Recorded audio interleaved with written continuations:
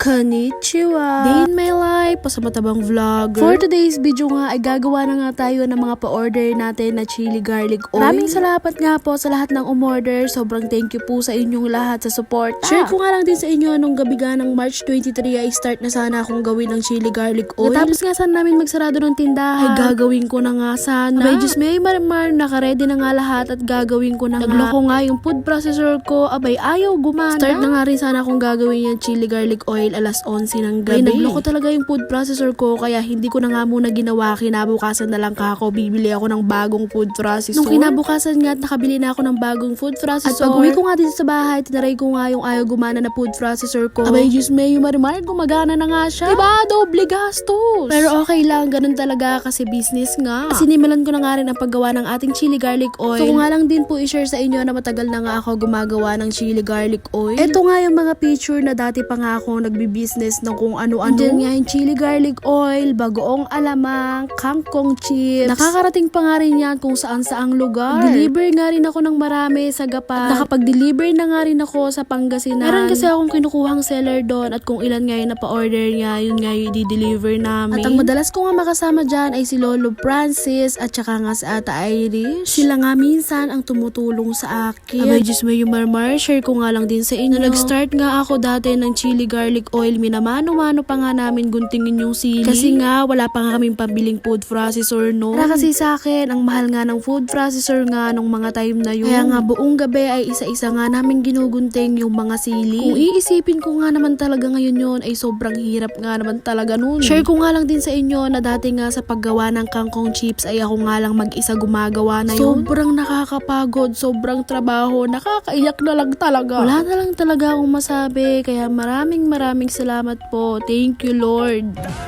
Tapos na tayo gumawa ng chili garlic oil. Thank you so much po sa lahat ng umorder.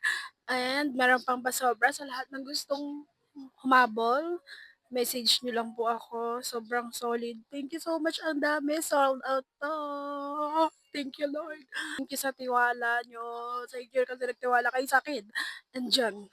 Thank you po. Thank you Lord so much. Thank you. So far, dami na yan and sold out lahat yan. Kulang pa. Bukas ko na lang asigasuhin yung kulang. Yan. Thank you ulit. Bye!